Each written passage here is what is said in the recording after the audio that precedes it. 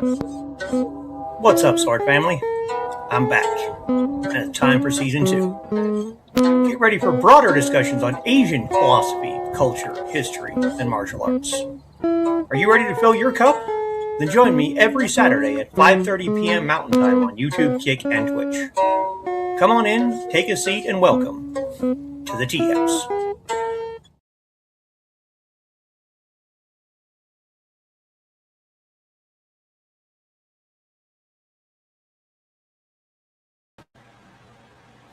And good evening, Sword Family. Did you miss me? Co-host, right there. Obviously, because Foxy is not home right now, he has been kind of in that spot basically most of the day for the last 5 days. We're halfway there. She will be back on Friday or early Saturday morning, depending on how late the train ends up being. It's been weird being it's very quiet without her around. You wouldn't think about it because she's not naturally a loud person. But it's really quiet when she's not here. And it's been weird. And I want to thank the people that reached out to me over the last few days, checking in on me, making sure I'm okay. I'm okay. You know, it's weird, but on the plus side, though, the whole trip might not have been a complete waste because I might possibly have gotten a couple more students out of all of this. Apparently, I'm just going to call her my mother-in-law. Screw it. My mother-in-law, Foxy's mom, is interested in doing chair Tai Chi. And also, my nephew, and this is all things I've learned over the last 4 days. Okay, I was not aware of this. But apparently, my nephew has kept up on the incredibly minimal sword training that I gave this boy 7 years ago. Like, I started training him, I think, in 2018. I haven't seen the kid since the day they left when they moved back to Missouri in 2019.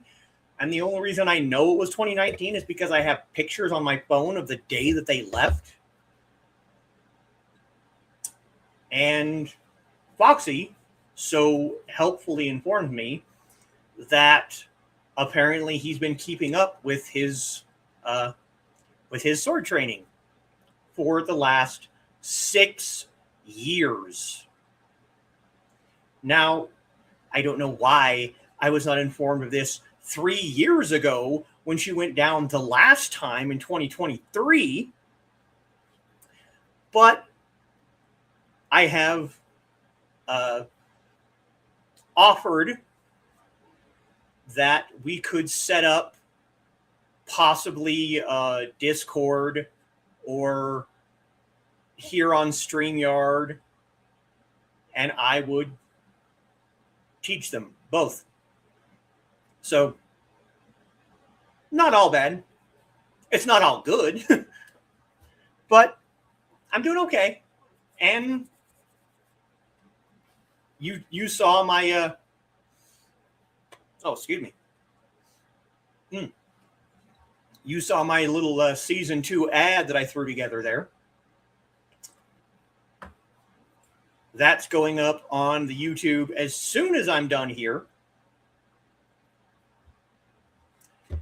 And I don't know if you could hear it, but I took the same guitar riff that I wrote for my guitar, and I replayed it with my gujin, recorded it, and layered the two over top of each other. So now there's two separate stringed instruments playing a similar set of notes. It's obviously not the same because the guitar is tuned to E standard and the gujin is tuned to F standard. So it sounds a little bit different. And the recording wasn't great because the only way that I can do it is take the same microphone that I'm using right now, hold the gujin on my lap, point the microphone at my lap, and record it that way. The recording isn't great. And you guys know that I am incredibly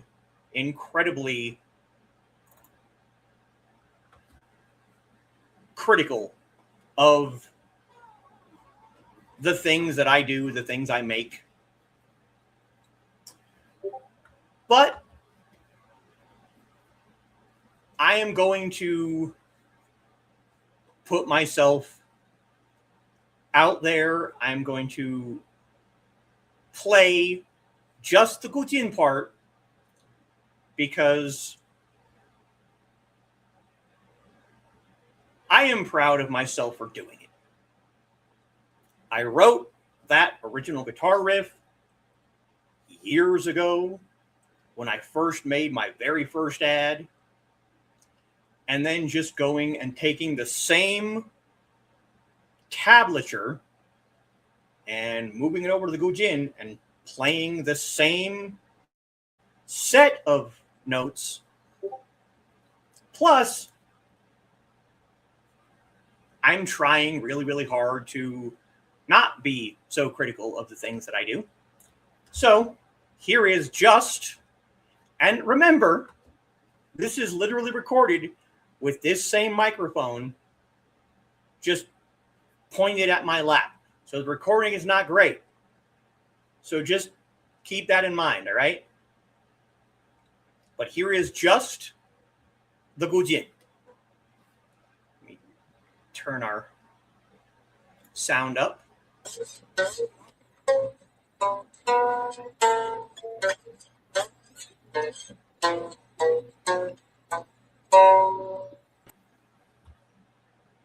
See, it's not great.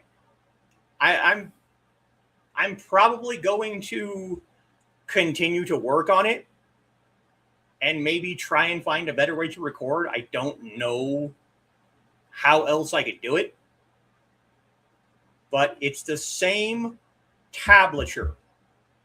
And the only difference is F standard tuning, and that has 7 strings. Guitar, E standard tuning, 6 strings. It sounds different if you're like, you know, if you have an ear for music, it sounds different. But, and I'm literally shaking now just from playing that publicly in isolation because I'm incredibly critical of it. I think it sounds like shit. But it has been 2 weeks. I took some time off. And I did exactly what I told everyone I was going to do. We are broadening our topics here. So now, instead of just focusing on Chinese culture, philosophy, history, and martial arts, we're broadening it out to most of Asia. And that's what we're going to start with here today. We're going to be talking about different swords because, I mean, come on, it's me. I'm a swordsman. I love swords. So we're going to talk about different swords of Asia, because they're not all katanas.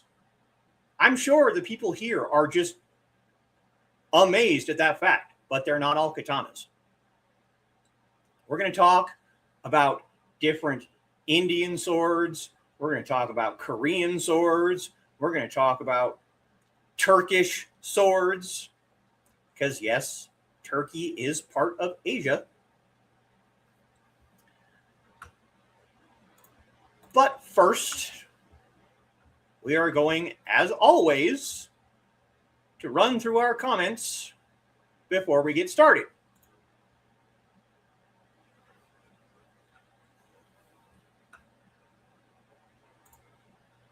And first through the door at 521 is Dan Hollifield. Good evening. Good evening, Dan. Followed shortly after by Carl. Good evening. Good evening, Carl. And there's my kitty. Hey, y'all, since Foxy isn't here to do it, remember to like, share, and subscribe. Well, I figured somebody was going to say it. And a hello, everyone, to Ruby. Hello, Ruby. And Dan laughing and greeting Kitty and Ruby.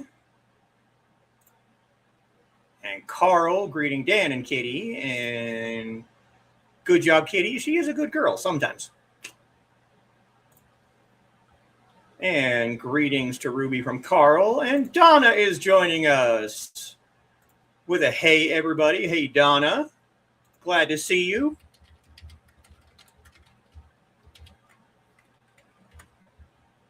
Oh, come on. And there's Carl's gal. Yes, indeed. And there is Midnight. What's up, sword people? Hey, Midnight. How's it going? And greetings to Midnight and me. And greetings to Midnight and me. And Pro is joining us. Howdy, howdy. Hey, Pro. Good to see you. Greetings to Pro. And this is very true. You can miss even the subtle sounds of others when they're gone. Very, very much so. I did not sleep worth a damn Monday night. She left on Tuesday morning at like 6:30 in the morning. And all day Monday, there's this website where you can track Amtrak trains. And all day Monday, I'm tracking the train coming this direction from California. And right before I went to bed, at my usual time of midnight, the train was 2 hours early. So I'm thinking, crap. That means it's going to get here at like 4 in the morning. And because the station that we have here is a very small town, they don't stop for long. So all night long, it was like 4:15 before I finally fell asleep, because I was laying in bed and I'd come back out here and check the train and it's still showing early. And finally it showed it being on time. So I was finally able to fall asleep for about an hour and a half. And then we had to get up because the station is probably 10 minutes away. And we still got there early. And this is how small our train station is, right? The train arrives. It was actually probably 10 minutes early, maybe. And there was me and Foxy and another couple and their grandson. They were all going on the same train. The train arrives.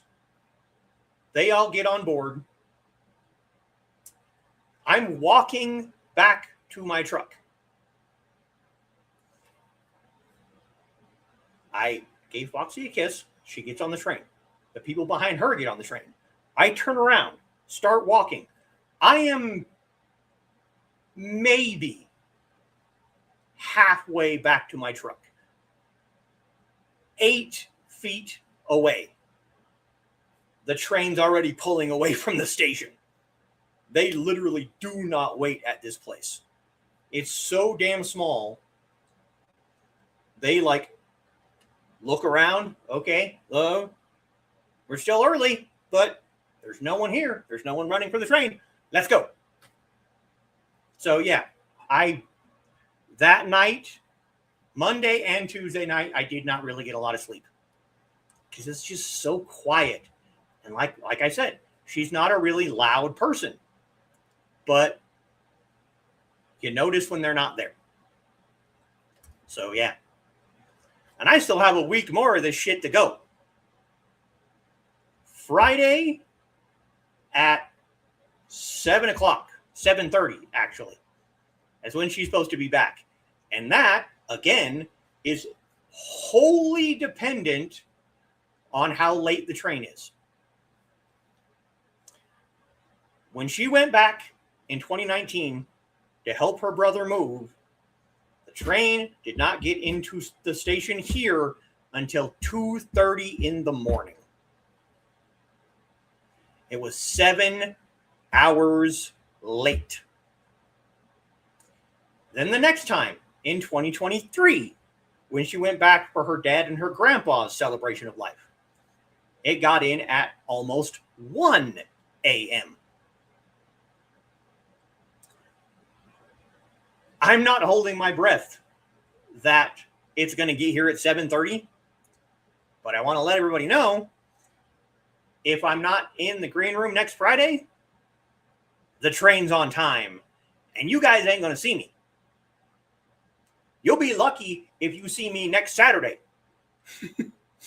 I'm probably still going to schedule a show, but you'll be lucky if you see me next Saturday.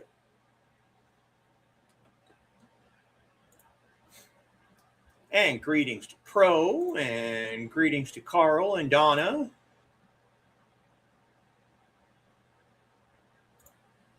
Good for, yeah, I was really, really surprised to hear that, because literally we had done the very, very, very, very, very, very, very, very, very basics.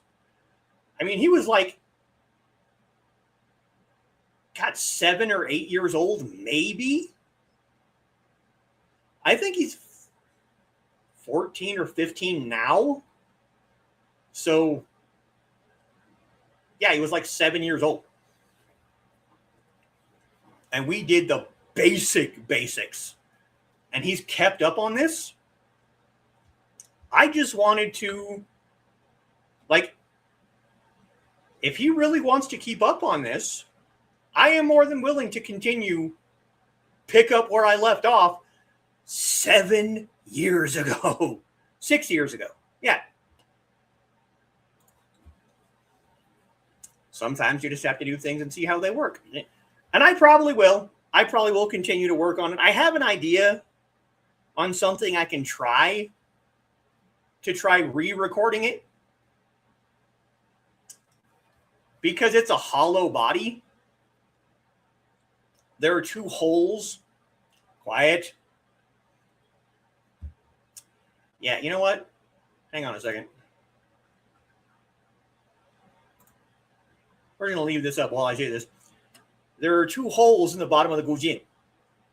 And I have a couple of clip-on microphones. You've seen them in the short videos that I've done.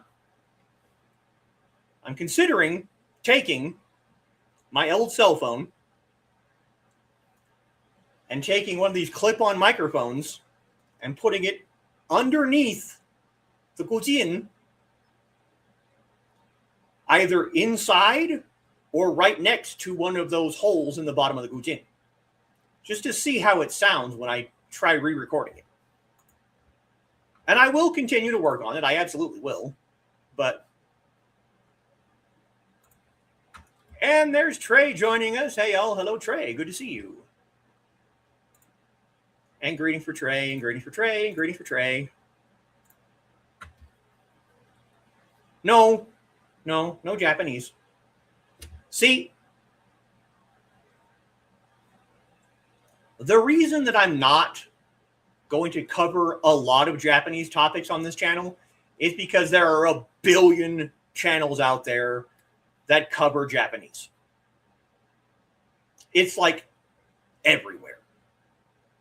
I'm sure I've mentioned this 1,000,001 times, but it really, really pisses me off that when the Jet Li movie Hero came out in the States and the dumbasses at Miramax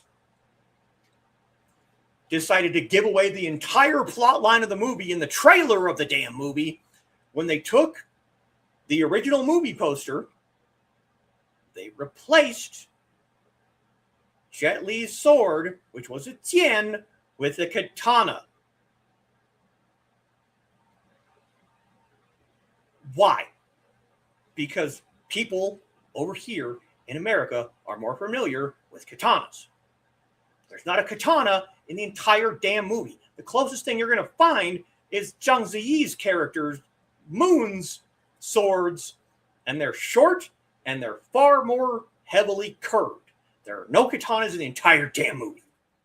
So I might cover a few, like Miyamoto Musashi. That dude was insane. He was an incredible swordsman. The Book of Five Rings is a great book. I might cover something like that, but for the most part, it's going to be China, Korea, Thailand, India, Turkey, Saudi Arabia, things like that. Yeah, we're just going to leave that there. Yeah, sure that you are. Yep. Her presence speaks volumes even though she is quiet. This is very true. Understanding you weren't there on Friday night. I wanted to last night. I wanted to join in, but I was just not feeling terribly sociable. Hey.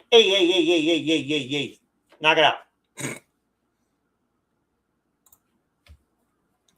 Can't blame me for wanting to spend time together after being apart that long. Yeah. Tea time Saturday, that's right. And I'm still reaching out to a few people to try and get people to come back for tea time interviews. It's been a year, guys. It has been a year since the last tea time that I did with Sifu Cuddle. Like, damn. And we have a... Oh, that's a Twitch bot, right.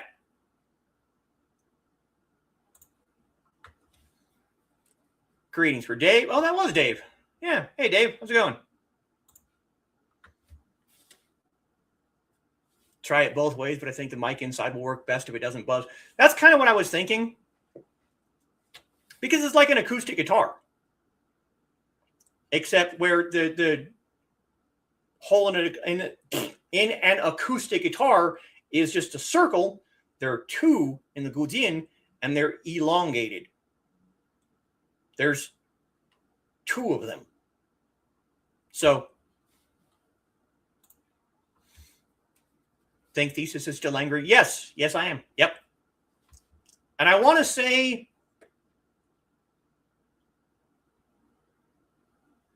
it came out in the early 2000s over here. I'm pretty sure it came out in 2000 in Asia. Oh, believe me, bro. I could go on an entire rant just about what Miramax did to that movie. And I have. Like, people close to me. Like, I got the DVD from a martial arts supply store that was told to quit selling it because it was the original Chinese version. The instructions are in Chinese. And they had to quit selling it. They were not authorized to sell it, so I got one of the last copies. And then when I heard that it was coming over here, it was going to be shown in theaters, I was like, hell yeah, that sounds awesome. And then I saw the trailer, and I was pissed. And then I saw the movie poster, and I was more pissed. And then I went and actually paid money. Now, this was in, like I said, like the early 2000s, so it was probably, I don't know, $7, $8, $5 to $7 per person. maybe. I went and paid money and saw it in the theaters, and I was even more pissed because they changed the entire movie with one line. One translation of one line, the entire movie. And you already knew, because of the stupid trailer, you already knew the secret that you weren't supposed to learn until about halfway through the movie. And yes, the Hong Kong versions of movies, overseas versions of movies, are vastly superior in every single instance. All of them. But now that I've been rambling for almost half an hour, let's actually get to the topic at hand, shall we? Okay, so swords.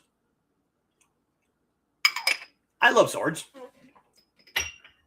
Swords are probably my second favorite thing in the entire world after, pale, redheaded, partially Scottish people. Scottish women specifically. But there are lots of different swords in the Asian world.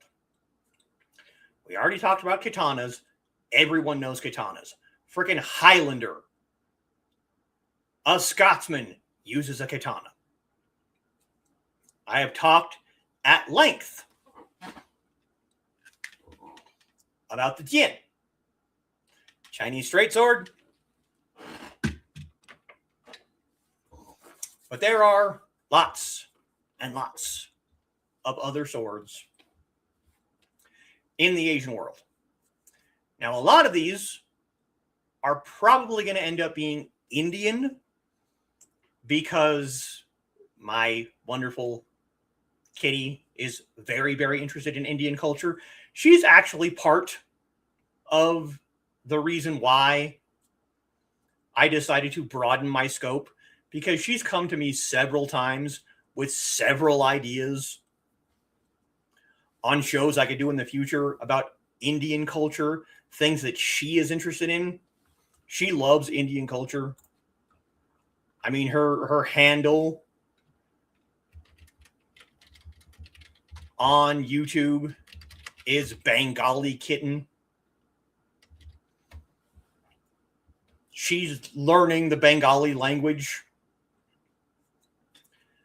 And, much like I am very interested in Chinese culture and talk about Chinese culture, she's very interested in Indian culture and talks about Indian culture. So, part of the reason why I decided to broaden my scope is because of her. So, the first one that we're going to talk about is not technically Indian. It's actually from Nepal. And it is a single-edged, deeply curved sword called the kora. The Nepalese kora. And this right here is a kora. Has a very, very deep curve, disc guards, very pointy pommel, and then this kind of almost trident-like tip at the end. Instead of just coming to a singular tip, it has one tip and then dips to another tip and then a very, very big dip to a third tip. Comes from Nepal. And what I like about this one is you have really, really decent hand protection from the two disc guards, one on top and one on bottom. And I'm pretty sure that any kind of like Daofa, Chinese saber style. Pretty sure you could use it with a kora. Because single-edged, curved blade. The only thing I think you might have to watch out for is the much wider tip is going to make it tip heavy unless your handle is really, really heavy. That's going to make it the curve plus that wider tip. That's going to give it real authority in the slash. But it's going to make it really tip heavy. Because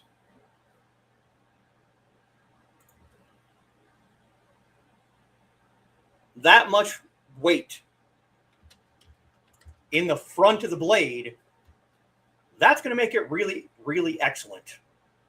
Like I said, for slashes and cuts. But like with the Chinese Dao, there's a move where, you to change direction, you bring the sword up and over your head and around your back. You can also use that as a kind of block. Someone's attacking you from behind, block back here. And the problem with that is the curve of the Dao is very slight most of the time. And the only reason that you can do that is because it's single-edged. But if you have this wide tip, quiet, don't make me get the green room sign back out again.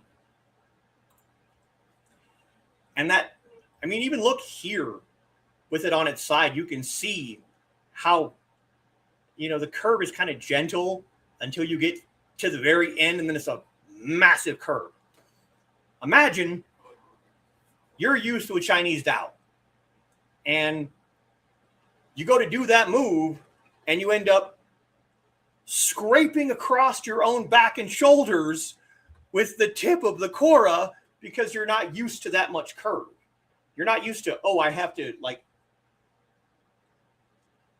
I have to compensate for that tip being closer to my back, and you end up scraping across your own back.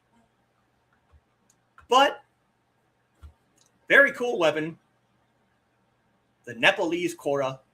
You can see the Nepalese here. The Indian language to me is incredibly beautiful. Like the written language, my God, like it is beautiful looking. But I attempted to spend a week learning what was it? One of the Indian languages, and only one, is available on Duolingo, the program that I use for my language lessons.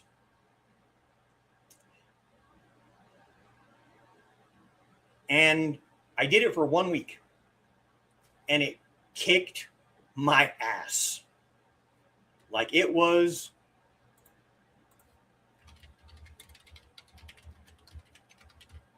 difficult. And I did it for a week.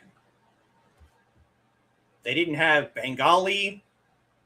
They didn't have Nepalese. They have one Indian language. And for the life of me, I cannot think. My brain is just like not wanting to cooperate with me.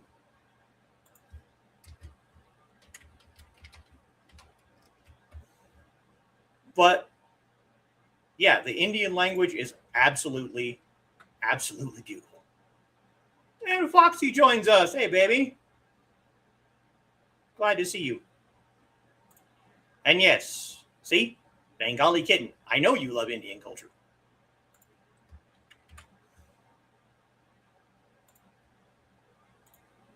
Yeah, Nepal, the outskirts of India. You're not wrong. Yeah, this is Midnight's sword right here, the Korra. This is his blade right here. This is what he trains with.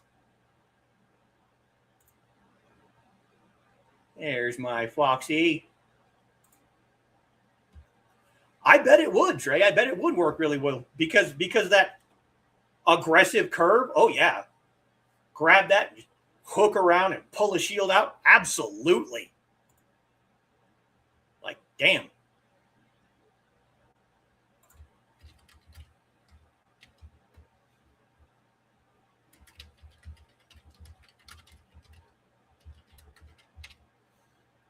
Yeah. There's a Foxy. With the heavy tip, it would make more strength to recover after the slash. Absolutely, it would. If the weight was closer to the handle, like if they put some kind of weight inside the handle so that you had more weight in the handle, that recovery would be a lot quicker. But with all of the weight outside at that tip, oh yeah. Yeah, see? It is pretty tip heavy. I'm sure it is. More circular movements to keep moving instead of linear recovery. That's one of the things that I have learned about a lot of Indian martial arts is a lot of times they don't stop moving. So they're always moving around. So they don't have to like cut and stop and recover. They just cut through and keep going. That's something that we can talk about later. I wanted to pop in and say hi, and I'm glad you did. Imagine So and Foxy, and can't watch till later, but can follow in chat. That's good to know. It's very good to see my Foxy. Things are noisy and will be glad to be home. You were the one who decided to stick around for 10 days. I tried to warn you. That's what it was. Thank you. Hindi. Yes. I tried to learn Hindi for a week. I don't have the ear for it. Like when we talked about the different tones in Chinese, I have an ear for those tones. I can hear the difference. But learning Hindi, the tone differences, nah, man. My ear, like 2 words that are spelled different, sounded exactly the same to me.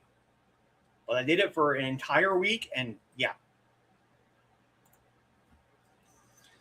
Over 1,300 languages used in India. Yeah, sounds about right.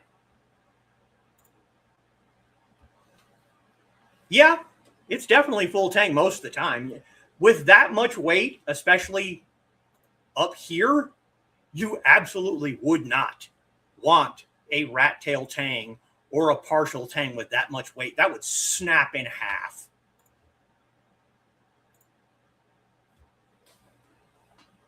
Some of the folks on the Sinbad movie were, it's possible. It's definitely possible. Okay. Up next, we're going from Nepal into India. Now, before we do, we're just going to leave this up so we can use the same sort, the same search. Damn, I'm out of practice. It's only been 2 weeks. Okay, there's a character in the video game Soul Calibur. that uses a sword that can be a full-length sword and with a flick of her wrist can separate into sections and become a chain sword.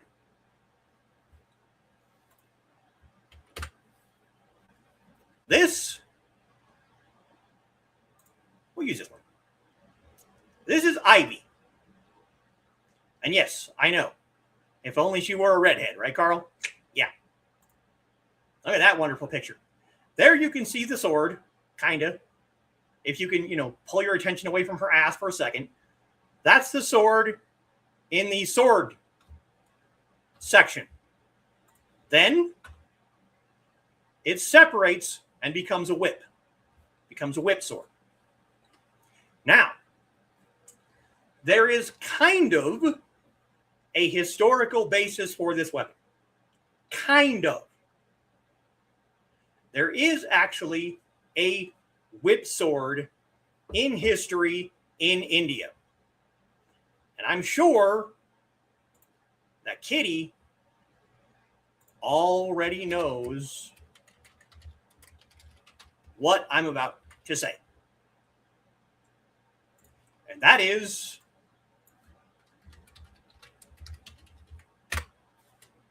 the urumi. This is one version where it separates into multiple different sections. And then you have just one singular blade. It is literally a whip sword. It is flexible. Now, there's a wonderful picture of someone using the kind of cat o' nine tails version. That's the singular version.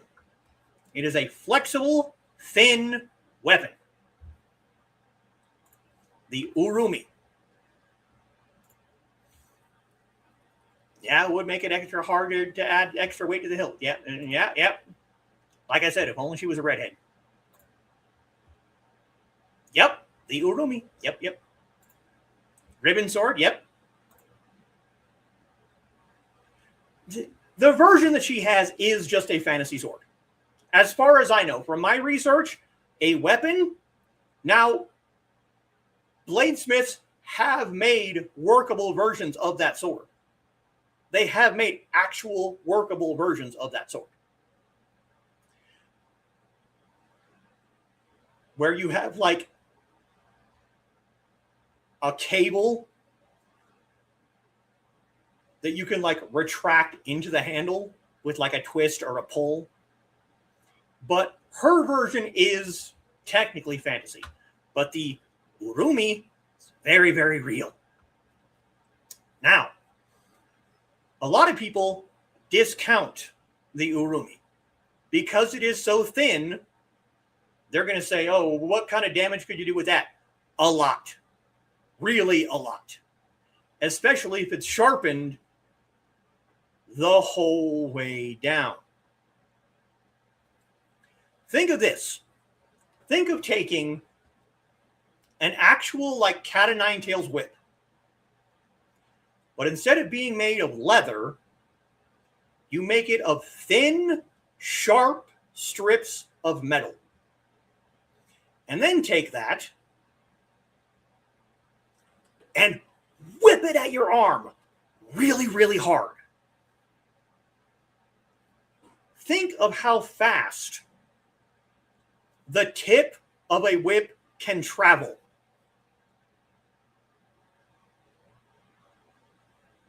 And now imagine that, but with sharp, thin metal.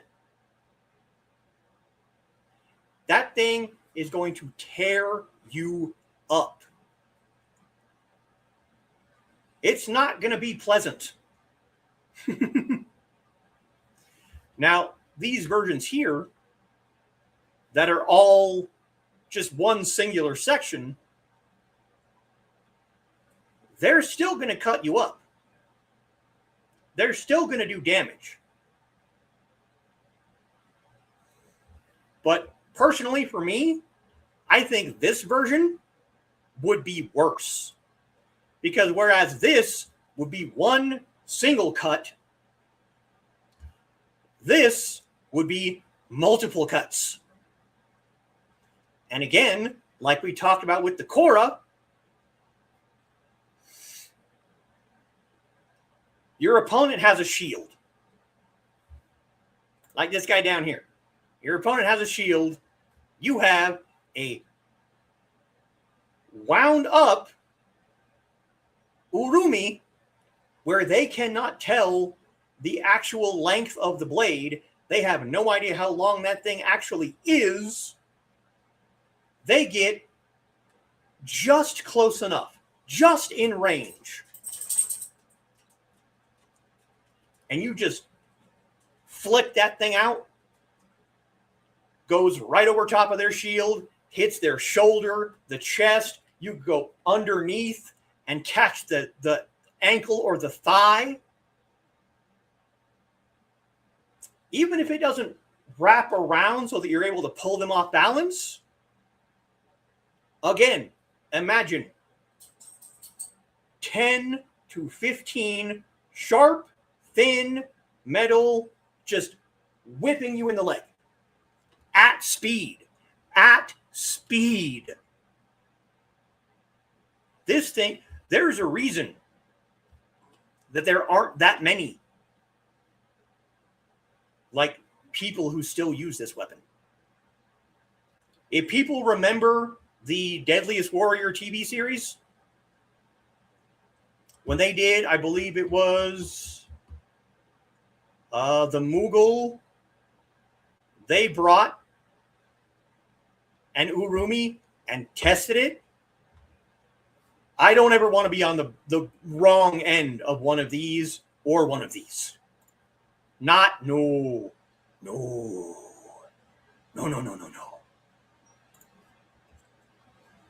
Think I've seen a version of the urumi that people put into a necklace that looked like a snake. It's entirely possible. Be like getting hit by a handful of, yep, and it would be able to wrap around a body part. Yep. There are so many people that discount this thing because, it's too thin. It's just going to fall apart. You're not going to be able to have tension. Watch someone like Jacques the Whipper, and then imagine him, but instead of a leather bullwhip, he has a sharpened piece of steel on the end of that thing. No, thank you. Next, please. Now, we are going to go a bit farther south and look at the Burmese Da. This, let's see if we can get a better picture. There we go. This is a Da. From Burma, from Siam, kind of Thailand area. Again, curved blade, single-edged.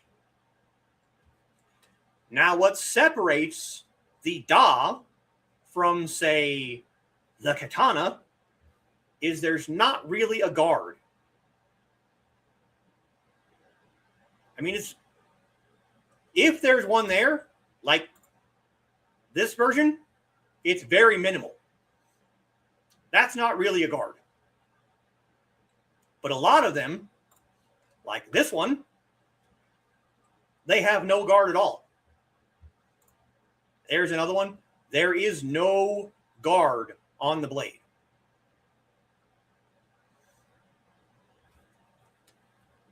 These, to me, are, I think, more utilitarian than the katana. Several different cultures in that general area, Thailand, that area kind of down there, they use a similar blade to the Da. You can see spelled D-H-A. you don't have to worry as much about a big discard getting in your way when you're trying to maneuver around. A lot of these have no guard. I've never been able to actually handle one of these in person, but you see Matt Easton here, a big smile on his face because everyone knows. You put a sword in someone's hand, they're gonna smile. It's just a fact. He's been able to handle them. Now, this version, the handle doesn't look very long, but from what I've seen, Matt Easton has some big hands. He's got some big hands. So that could, you can tell this is still very easily a two-handed weapon. He could get another hand on there. Probably just barely. But this version kind of has a little bit of a guard there. I like the Da. I would like to have one. I have my little Mall Ninja katana that my sister and brother-in-law got me for Christmas. But if I had to choose between a katana and a Da, I would get a Da. I think they're cool. Especially since they look a bit more rugged. The katana looks very polished, whereas the Da doesn't. It doesn't have that polished edge to it. I think they're cool. Probably evolved from some form of machete, farm turtle tuned weapon. Yeah, exactly. In Thailand, in the jungle, you got to clear brush and weeds. You want something that you can just pull out and cut things down, cut branches that are in your way. I like the Da. And we're already almost at the hour. Now, the next one is Turkish. And this one, a lot like the Korra, depending on the version you find, some of them have a wider tip than others. And that is the Killage. Here's Cult of Athena's version. You can see, much like the Tao, the curve is very gentle. But if you look right here, this is where it widens out. And again, like the Korra, a lot of your weight is right here in this wider section. Now, it doesn't have the aggressive curve that the Korra does. But again, you have a lot of weight in the bottom third of the blade. That's going to give it authority in the cut because you have that forward weight. So that when you cut, your weight pushes it through. This is a pretty good version of a Killage. This, it doesn't really have, the wider tip is there, but this to me looks like they took the Sword of Altair from Assassin's Creed and just threw a blade on there that's not the original blade. I'm not a big fan of this, but this, absolutely yes. Here's another version. the curve is a lot more noticeable, as is the widening of the tip. It's, gentle slope until right here, and then it's just shoots out into a wider tip. This pair has a much more aggressive curve to it. And again, just like we were talking with the Urumi and the Kora, you're fighting an opponent with a shield. You're going to turn your edge so that your edge is pointing up, and you're going to go over top of that shield.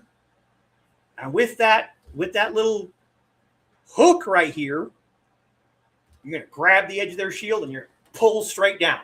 And again, with that forward weight, when you pull down with that, the forward weight is hooked onto the back of the shield. So that when you pull down, you're going to have more weight behind that pull. Another one that I would very much like to own, obviously.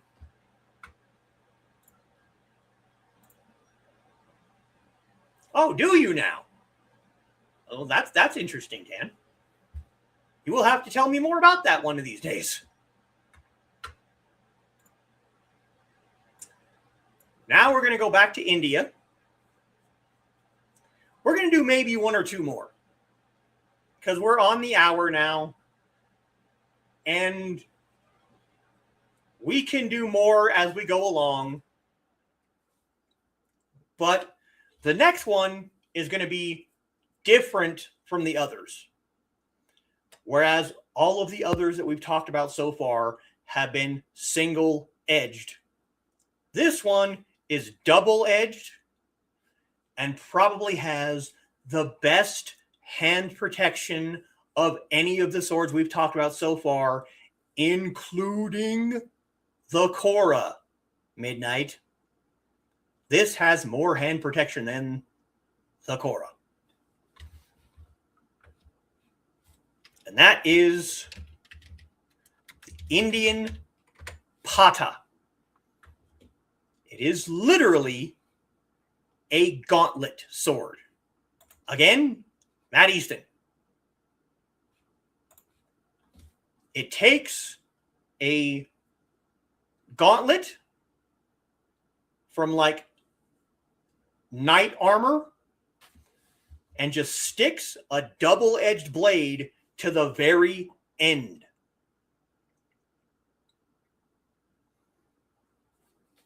The next one that we're going to talk about after this, also not surprisingly Indian. Actually, I probably should have done that one first. Doesn't matter. There is another Indian weapon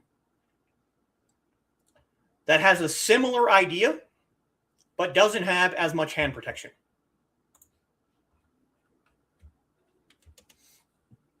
Excuse me.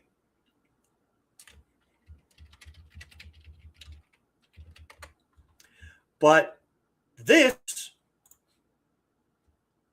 unless you get underneath, because most of them don't have anything under here, but from knuckle to wrist is encased.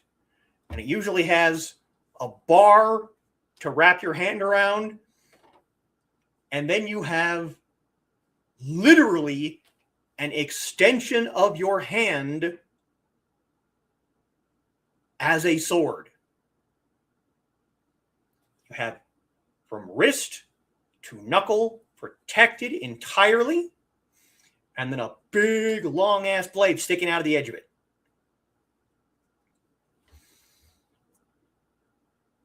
There are some incredibly ornate ones.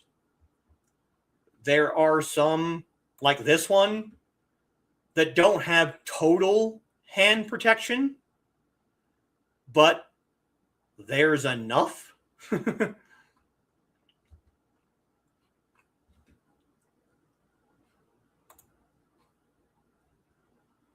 That one, yeah, we're just going to not going to talk about that for a second, because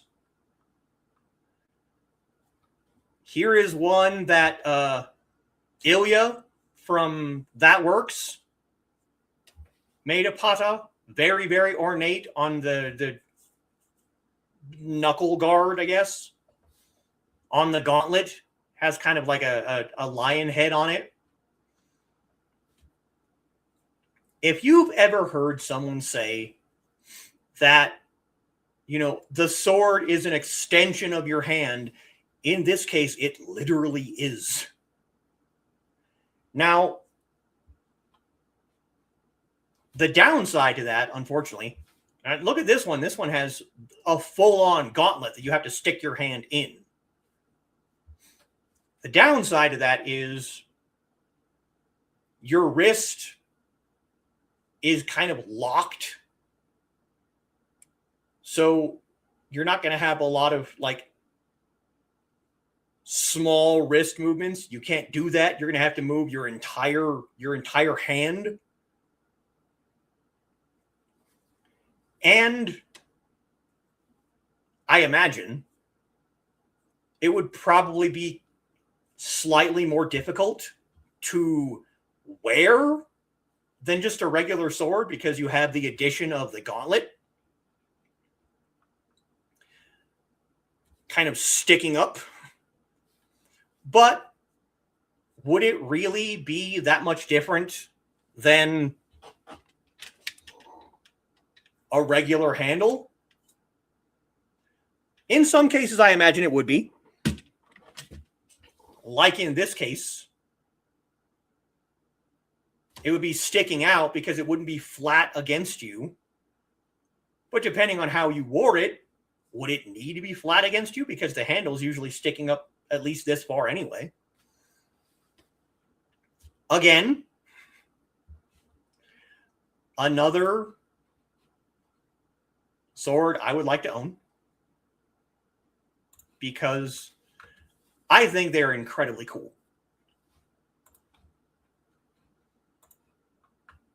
Oh, storms. Uh-oh, that's not good. Yes, it is literally, yes, it's a glove with a sword. Yes. Probably can't grab and start fighting if you have to fit your hand in there, which is why a lot of them, it's only covered on the top. But still, yeah, you'd have to stick your hand in, grab the bar, and then pull it out. It would take time. Yes, Midnight. You knew exactly where I was going next. I'm not surprised. Next, again, in India, is the katar. I should have done the katar first, because I think the katar came first and then the pata. Because the katar sometimes is also known as a punch dagger. You stick your hand in here, you grab the bar, and then you have a dagger, or in some cases, longer versions, a sword. A lot of times, you see these in pairs. So you have one for each hand. Imagine you're fighting someone, and they reach down and pull out two of these, and now they have that much more range on you. Plus, you have two double-edged pointed weapons pointing at you. Once again, Matt Easton. That's a very small version. I've seen longer versions like this one. That one looks pretty long. They can be curved. You don't see as many versions that are curved. There's another really short one with a scabbard. They can also, like in this instance, they can separate, usually by pulling on this top handle. They separate into 3 separate blades. guitar, I think the guitar came first. And then someone said, hey, why don't we take this, make the blade longer, give us better hand protection, only do one of them, and then you get the pata. Once again, would very, very much like to own a single guitar.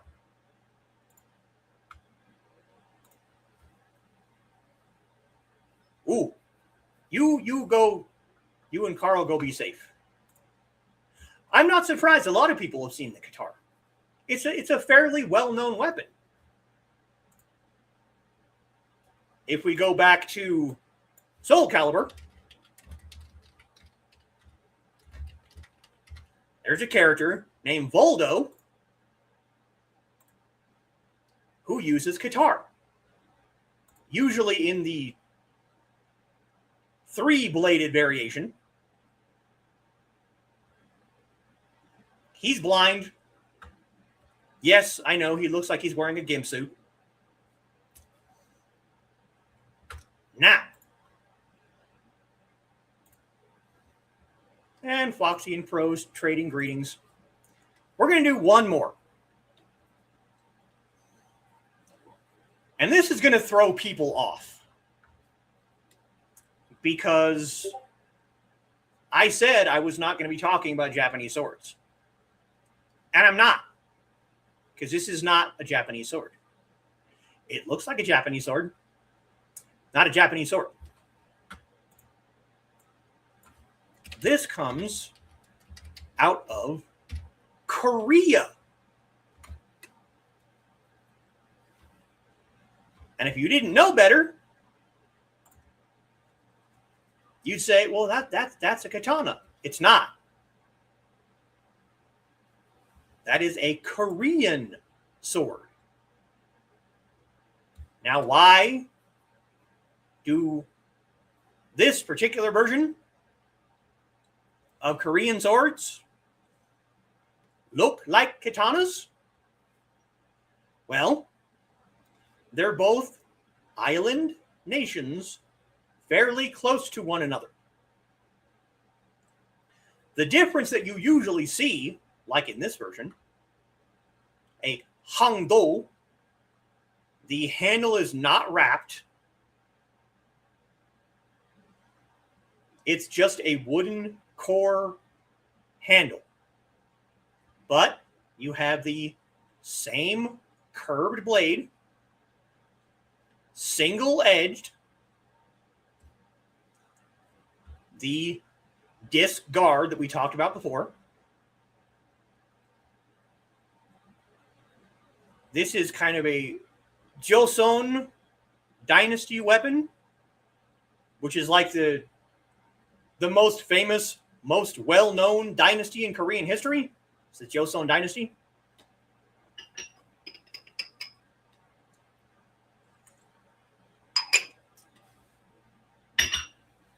I think that probably because Korea and Japan are fairly close-ish together, probably what happened is the Koreans came across like Japanese pirates, possibly, and the swords they were using at the time were inferior to the katana. So the Koreans went and developed their own version, kind of like the Chinese and the Chongdao, which Qi Ji Guang, remember Qi Ji Guang? When we were doing our Heroes of China, he fought the Wokuo pirates, and his men were getting slaughtered by Japanese swords. And we said, hey, we need to make our own version of this kind of sword. So they did. I think the Hangdo, probably a similar sequence of events. Now, if we look at this picture, see if we can actually make this one bigger. Oh, yeah, I like that one. Let's go ahead and come back up here for a second because we're going to change this screen. We're going to share again.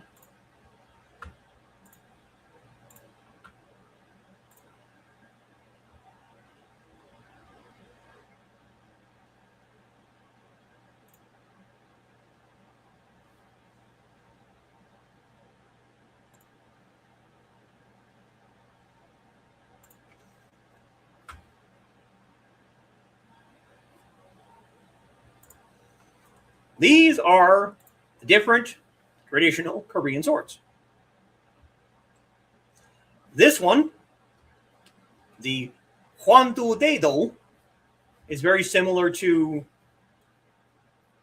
the Chinese sword. We have the Changpo Gyom, Ingyom, the Jikido, Hwando, Sangsodo, Yeolonggyom,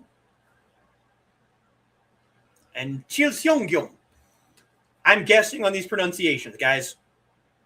I'm not great with Indian pronunciation,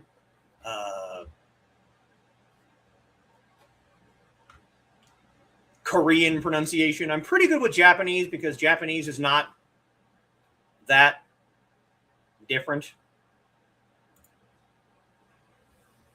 Oh, excuse me.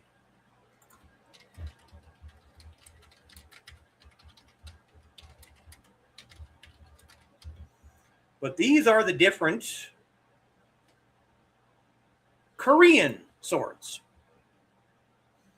And you can see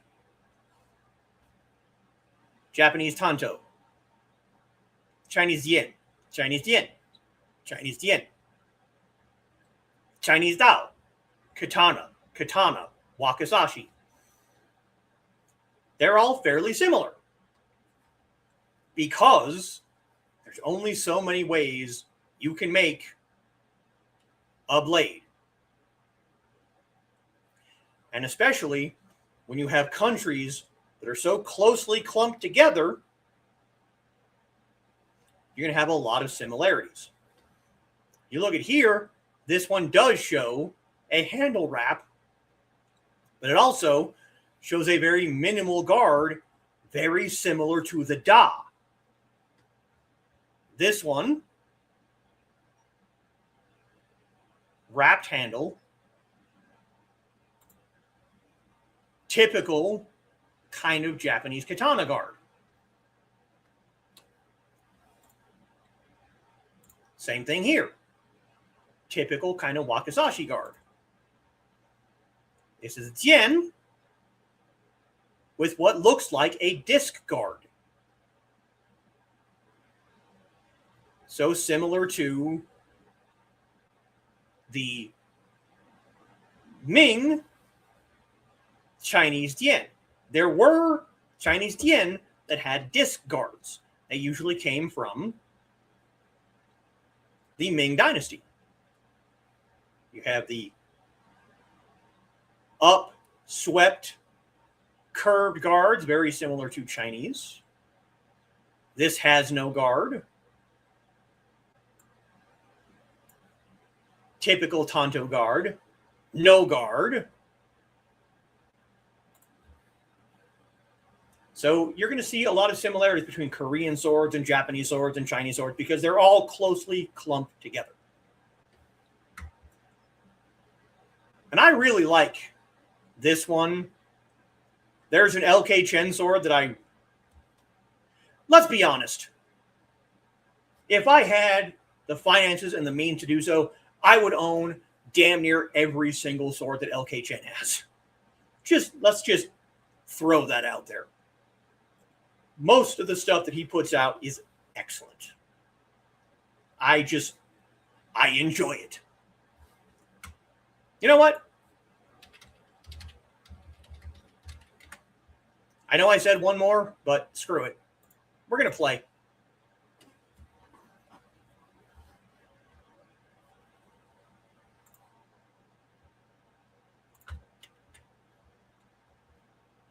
because I love LK Chen swords.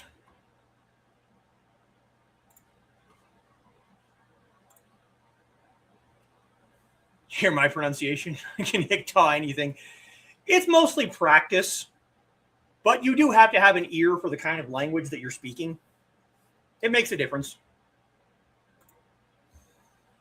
Longer hilts would give you an incredible amount of leverage with two-handed grips. Yes. Pari says your pronunciation is pretty good. Thank you. I appreciate it.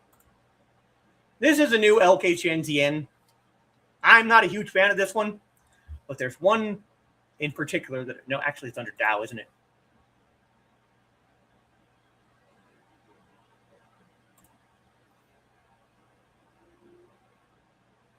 Now remember the sword that we just looked, the Korean sword with the ring hilt? Tell me it without the guard, obviously. This is the Double Dragon Sui Dao from LK Chen. There's the original. Tell me these swords do not look similar. Look at that. Even had the same kind of tip to it at the end. If we go back to here and we look, there's your ring hilt or your ring pommel. Look down here at the end. Then we go forward to the Double Dragon. There's your ring hilt. There's the tip. Just the tip, huh, Donna? Now there's one more that I really want to look at. I'm going to have to close these blinds because it's shining on my screen.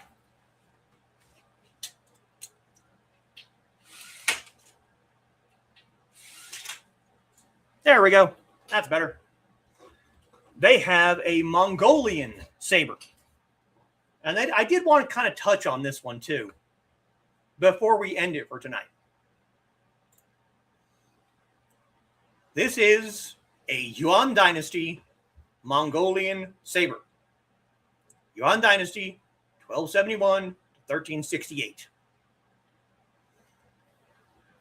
You can see a lot of similarities here between the Mongolian saber and the Chinese Dao. This kind of shape here, there's a word for it. And again, just like with Hindi, my brain's not letting me access it. But it's very typical on a lot of Chinese Dao. You have the ring guard, gentle, sweeping curve. This one, however, looks like it becomes double-edged right around here. Right around about a third of the way to the end becomes double-edged. And it's basically the same width all the way down.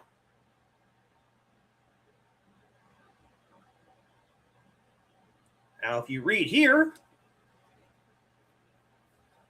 the Yuan Dynasty was a time when China was part of the bigger Mongolian Empire, spanning from the eastern coast of China all the way to part of Europe.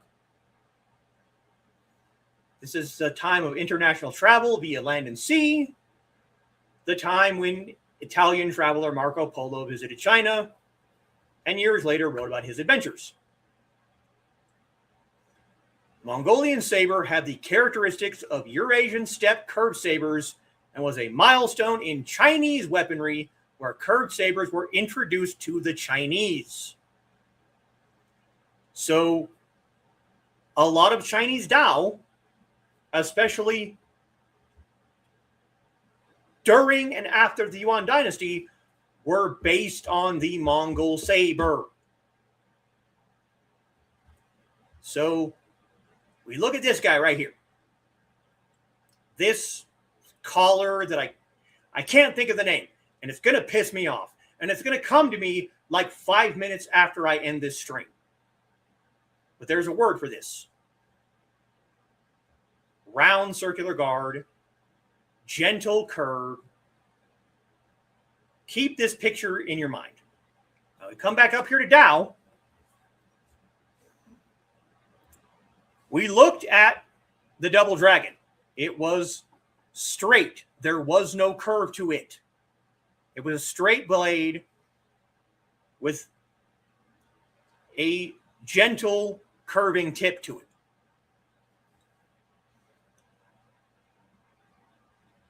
The Tang Dao, again, it's straight, sharpens just at the tip. Straight Dao, straight from the Tang Dynasty, 618 to 907. Then we come to the Ming Dynasty, 1368, 1644. This is after the Yuan. Straight. But you can see a little bit of like a lip here on the tip.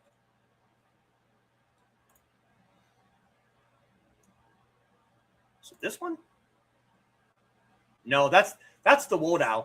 Duh. This is we just talked about this. Qi Jiguang fighting the Wokuo pirates. They came up with their own version of a katana.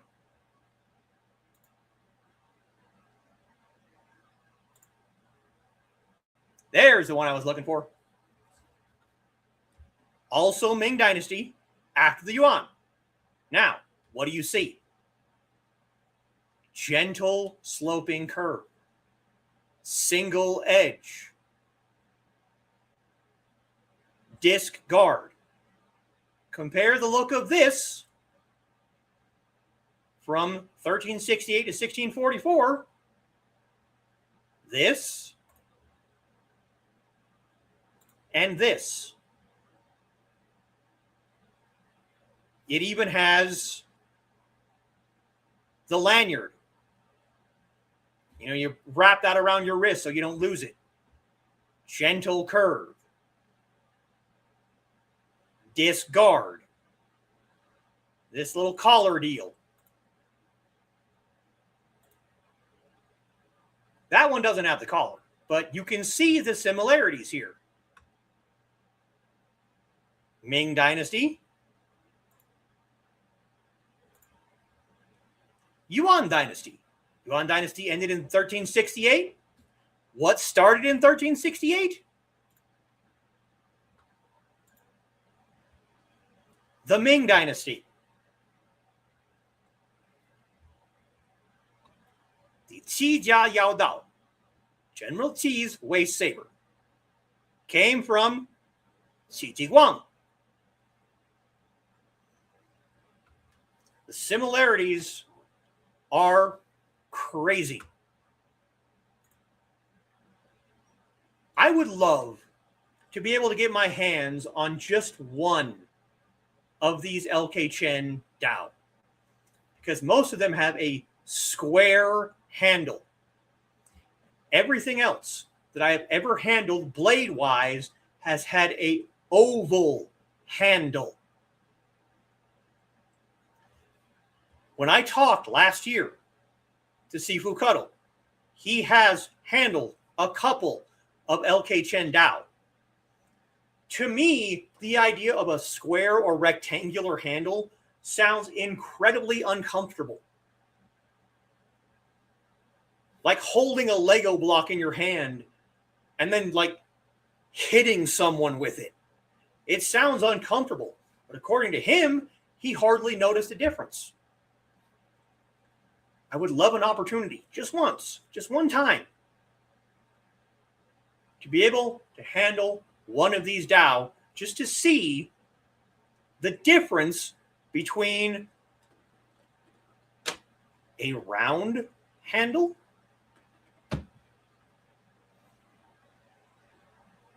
an oval handle and a rectangular handle.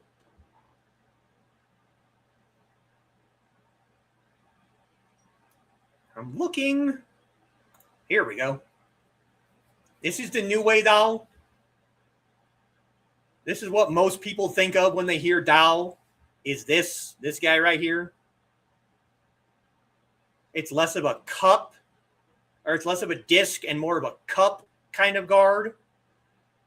The handle will curve in the opposite direction. Remember the Korra? The wide tip?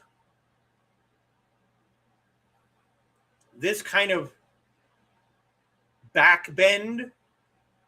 It's going to give you weight in the back too.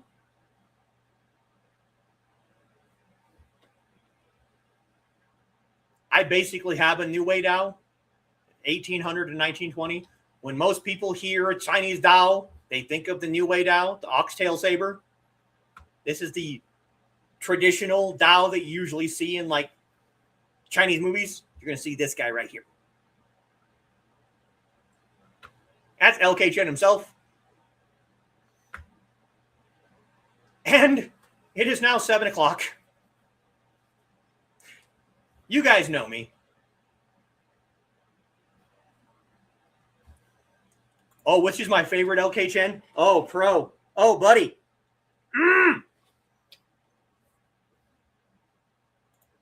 Lanyard usually indicates cavalry saber. You're right. And there's a reason for that. It's so you don't lose your sword. You know, you wrap that around your wrist. That way, if someone knocks the blade out of your hand, it's not going to go anywhere. It's attached to your hand. There are many beautiful pieces of steel. Oh, pro, you're like asking me my favorite child. Okay. We're going to go back.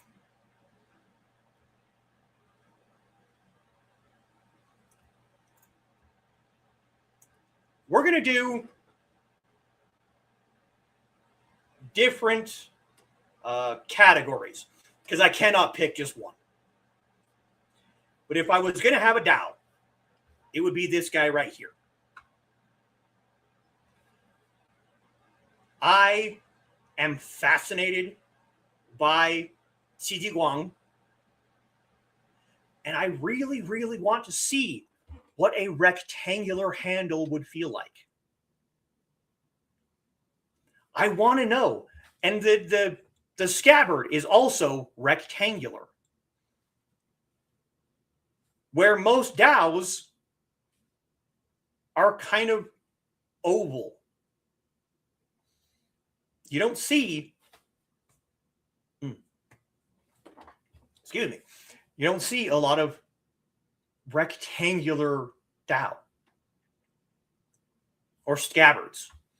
So if I had to pick a Dao, it'd be this guy right here. I don't like the color of the handle wrap, but there's not a whole lot you can do about that.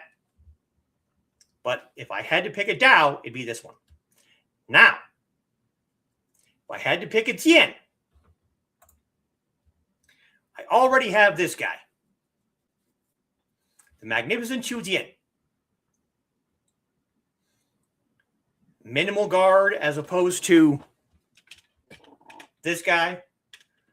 But the Chu Dynasty is close enough to the Han Dynasty. It was actually kind of technically part of the Han Dynasty. I already have this one. There's one Tian that since the moment that it was released by LK Chen, if Foxy were actually watching, she could tell you my reaction. Okay? I am signed up to the LK Chen email list. And when he releases new swords, I get an email. Got an email one day, new release, and I literally sitting here and I just lost my friggin' mind. It came out not too much after I bought the Magnificent Chu Tian. I was like, oh my God, that is the most beautiful thing I've ever seen in my life. I want this sword. I am crazy about this sword. I need this sword in my collection. And it's this one right here. This is the White Serpent Ming Dynasty Tian. Also has a lanyard. The pommel is hollow. A very typical-ish Ming Dynasty style guard. If we go over here to order, it's going to open up a separate window. So we can look at that guard. Also hollow. Dragons, flowers. I like the gold accent on the handle. If it was black and red, it'd be perfect because, you know, it's me.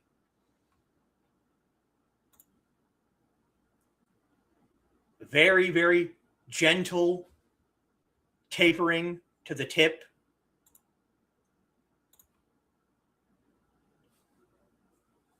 Dragon mouth and a coil dragon on the scabbard collar.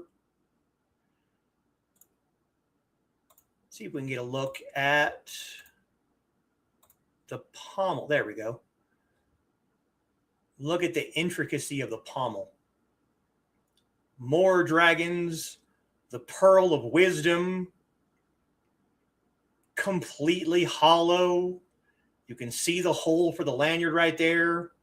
Again, the black and gold. The gold just pops. This, to me, this blade. We're going to go back up to the top. This blade is the pinnacle of Tian to me. I love my Han Tian. Absolutely. I have 4 of them. But this,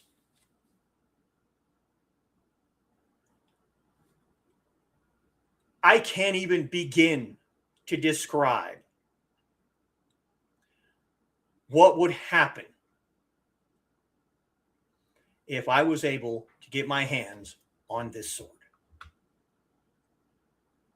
The Dao, the Qi Guang Dao that I just showed, cool.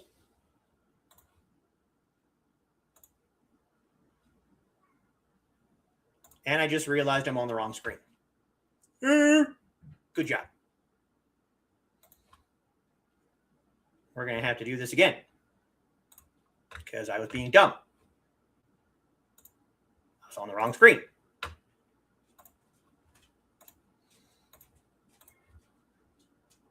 Is that Freddy I hear? We haven't seen Freddy in a few days.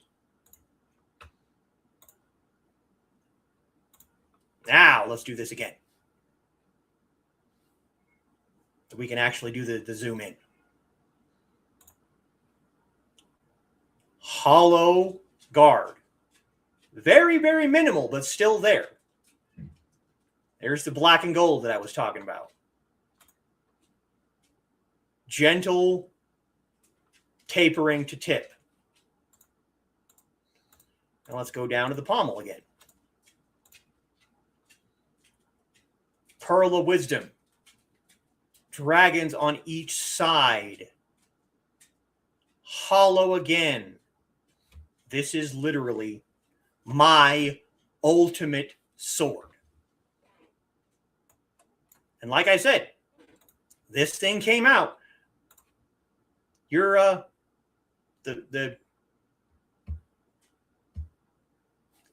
geez, my brain just lost the word. The bottom of your scabbard. And this is a wrapped scabbard. Dragon mouth. Dragon. Then we go to the top. Dragon mouth. Coiled dragon. This is my white whale. The Dao would be cool. The Dao would be cool because I don't own many Dao. But this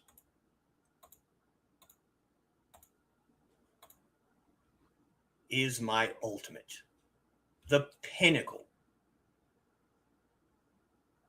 This would be the best thing that I ever owned. This thing, when this came out and I first saw the images of it, I lost my mind. The other Tien that he makes, I'm not a big fan of the guard. The Snow Lion, it's okay, but it reminds me more of like a longsword, very European. The Flying Cloud, this is a two-handed sword. Once again, Ming Dynasty. The Grand Marshal, I hate this. This guard, for some reason, just no. I do not like the look of that guard. I hate it. This is the only blade, well, not the only, because there's another one that has this same guard, but the only two that LK Chen makes that I would not want to own is the Grand Marshal and the Gale Wind. Same kind of guard. I think it looks goofy. I don't like the look of that guard. But the White Serpent, just, oh my God, that thing is beautiful. So, 10 minutes later, to answer your question, this is my favorite LK Chen sword. If this would have been out when I got my Magnificent Shoe, this would have been my purchase 100%. And I am not a rich person. I am poor. I make no bones about this. It took me 18 months to save up enough money to get my Magnificent Shoe. And then it took me probably another 16 or 17 months to save up for this guy. The Ribaldo, Italian arming sword.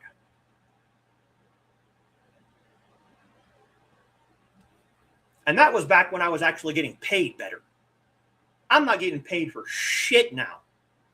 So there is probably zero likelihood that I'll ever be able to own another LK Chen sword. That's just a fact. It's probably never going to happen. But if I hit the lottery, this right here would probably be my first and only purchase. This would probably be the last sword I would ever own. Because after this, nothing else could ever compare to the beauty of this blade. Nothing else compares. There's a style of Tangjian that I would love to own because it has a guard much more similar to this one. You know, if we go back to our Tang Dao, the Tang guard, it's very thin, kind of diamonds on the edges, and a separate diamond in the middle.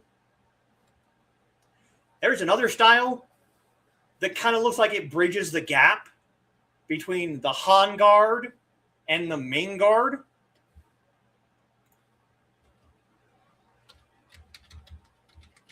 This is probably going to be a waste of time, but We're going to see if we can find one. And there it is right there. Wow.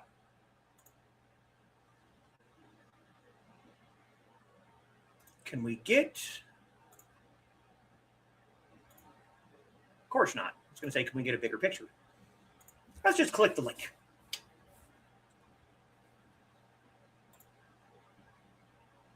You can see the guard is wider now on the edges. Instead of being basically a uniform thickness throughout, it kind of blossoms out on the ends.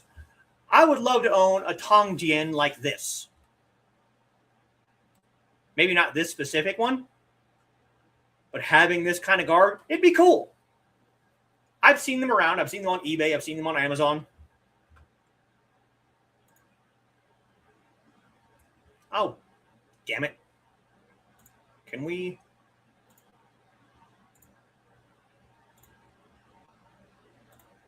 We weren't supposed to open up in a separate window.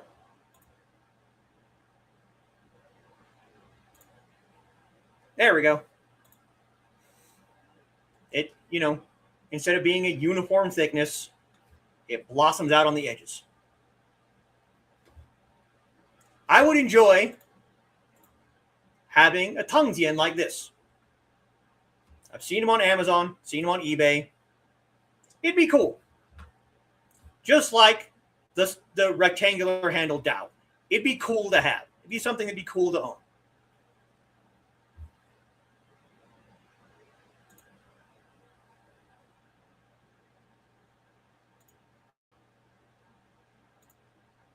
Sorry, guys. I wasn't realizing it. Yeah, they generally run from about 330 to 500. Is that all? Dan, like I said, took me a year and a half, twice, to save up for the Magnificent Shoe and the Ribaldo. They do have swords that are thousands of dollars. They do have some. But that White Serpent, that's my Moby Dick. That would be the ultimate. Like I said, if I was able to purchase that sword, that would be the last sword I would ever own. It would be the last sword I would buy. Because nothing that came out after that could even compare to that sword.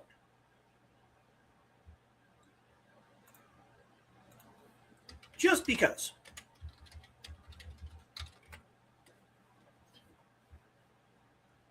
We're going to go back one more time.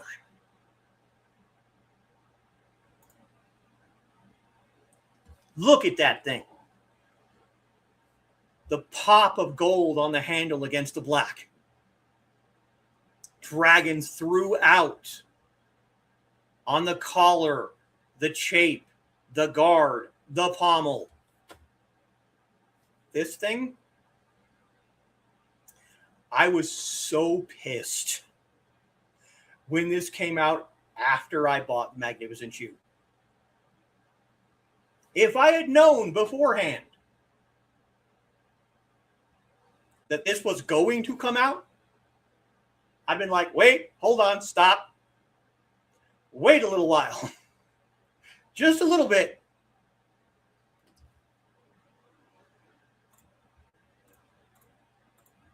Yes, I know. If we go to the order page, and yes, I know it went away.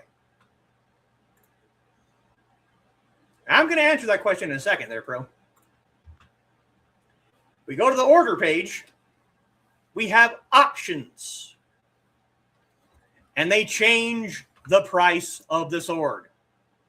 Because of course they do. Obviously, I have to have sharp. I mean, come on, that doesn't change the price. The price doesn't change if you get it sharp or not sharp. But if I'm going to get this thing, I want to be able to cut with it. Got to go sharp. Now, the kind of steel that you get will change the price of the sword. If you get Damascus pattern welded, it goes up $30. That doesn't sound like much, but when you're poor as shit, a $440 sword, not a chance. Not a chance in hell. Now, if you get T10 Sanmai steel, which is sandwich steel, goes up to $660. For me, that's excessive. Spring steel, just regular spring steel. I'm pretty sure the picture here, I'm pretty sure this is just spring steel because you don't really see a pattern to it. Spring steel would be fine. Just regular manganese spring steel, not even an issue. The pattern welded would be cool, but it'd be more aesthetic. I don't care. I don't need a Damascus blade. I have one. The Magnificent Shoe is pattern steel. I'll show you. I don't know if there's really, I mean, there is a difference, but I don't really know if there's that much difference. But my Magnificent Shoe is pattern.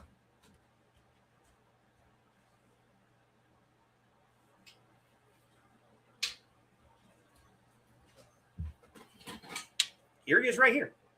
This is the very first LK Chen sword I ever bought. We're going to go full screen for a second. This is the Magnificent Shoe.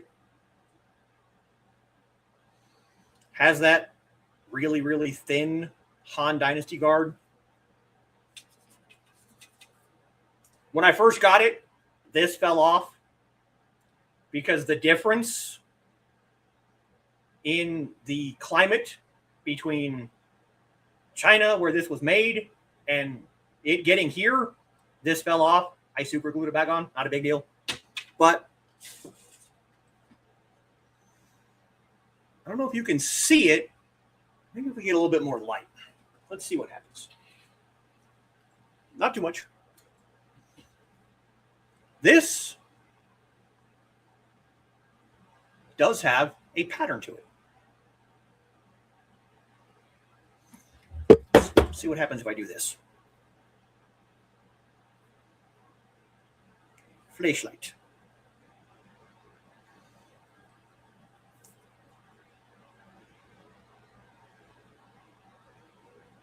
It has a pattern. It is pattern welded. You can kind of see it, not directly where the light is shining, but you can kind of see it. Is my Magnificent Shoe. This thing is so light. Like this thing, my little sword flowers, there's barely any weight to it. Like I cannot feel this in my hand. And it is sharp.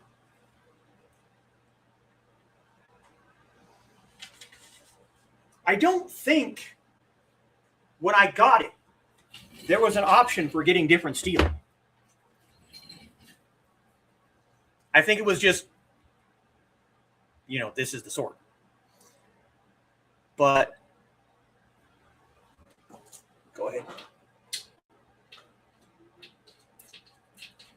Oh, I hate when they do that.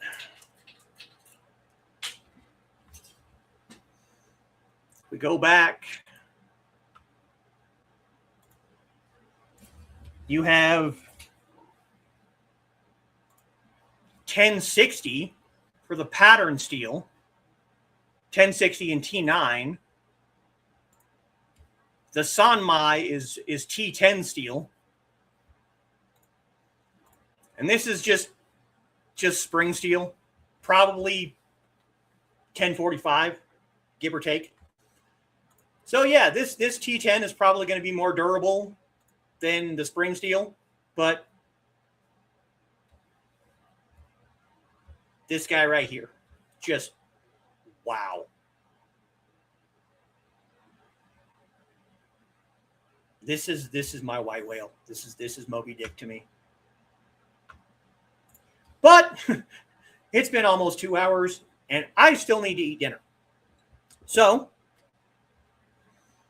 this went a lot more Chinese than I was, expecting it to.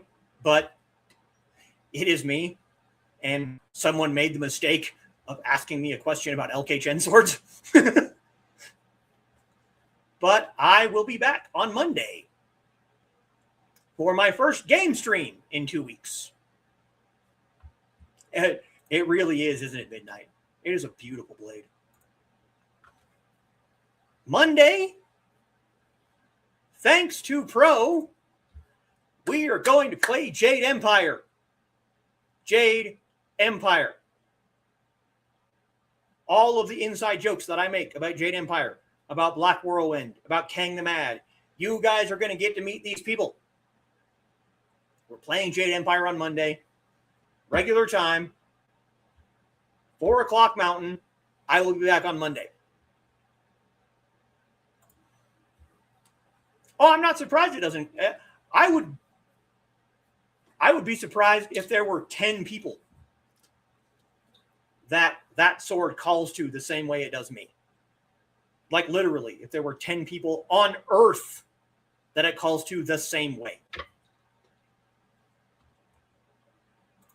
Yep, I will be back on Monday for some Jade Empire. There is no creative to play, but I might randomly pop in on Wednesdays just for, short little quick brews like I've done before in the past. And I will be back, possibly, next Saturday, the 13th. Let's go ahead and get back up here. No, you know what? Let's leave it. We're going to leave the beautiful white serpent up there for everyone to see. Just going to click over here. Just leave that right there. If I'm not here on Saturday, you know why. But I will see you guys next time. 再见。